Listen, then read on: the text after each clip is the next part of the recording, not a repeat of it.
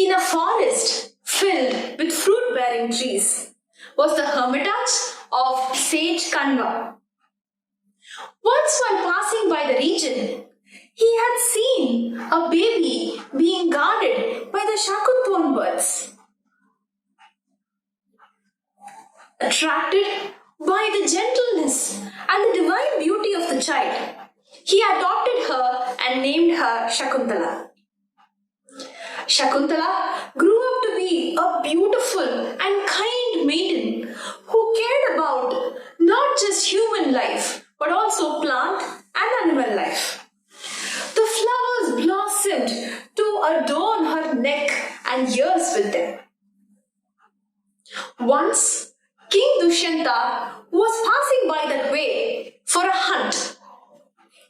He had wounded a deer and was chasing after it in order to capture it. The whimpering deer approached Śakuntalā for help. And the moment Dushyanta laid eyes on Śakuntalā tending to the deer, it was love at first sight.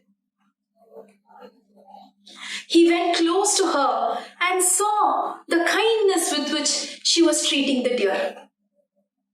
He introduced himself and asked for forgiveness. "Oh, kind maiden, kindly forgive me.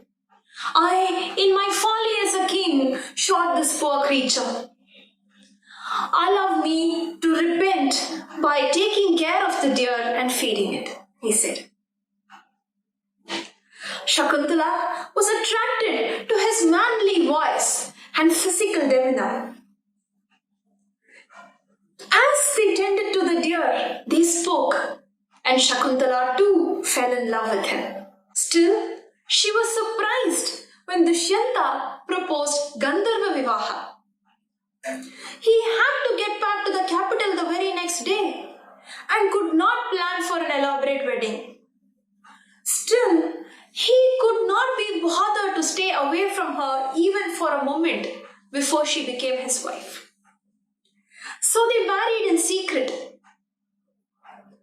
And Dushyanta presented her with a garland and his signet ring.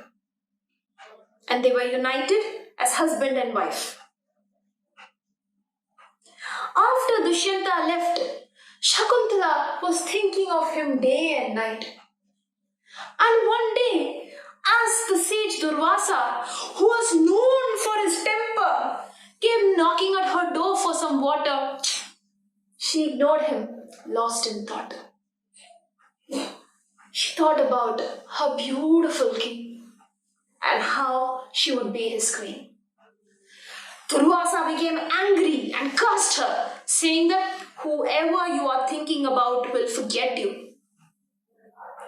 Śakuntalā came to her senses. She begged and she pleaded, and finally Durvasa took pity on her and said, "He will remember you provided you show him something that is both yours."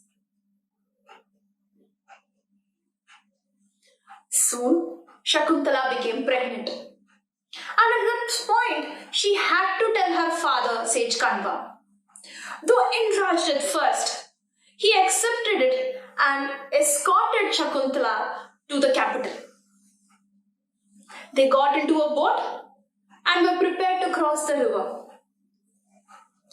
Śakuntalā smiled as she touched her swelling belly and beamed with pride.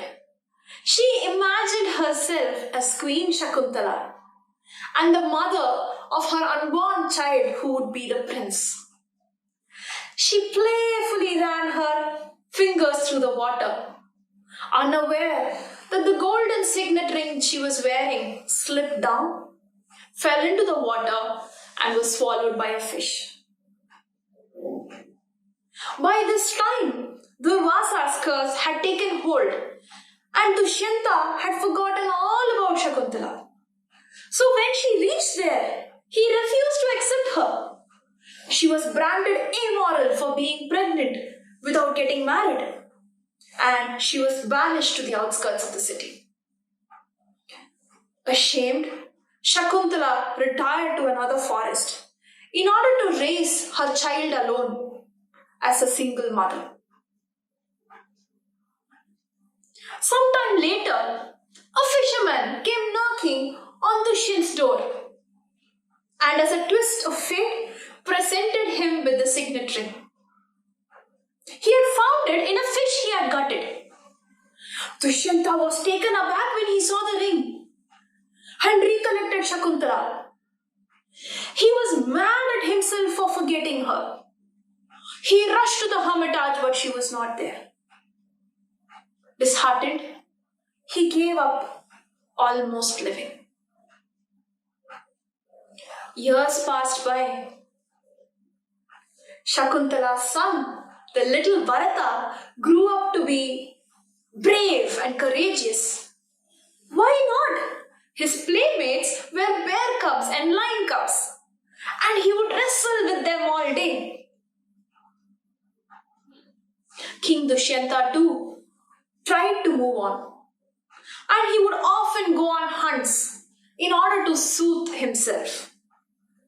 During one such occasion, he came across a young boy, a little child, wrestling with a lion cub in the forest. The boy told the cub, "Hey lion, open your mouth and let me count your teeth."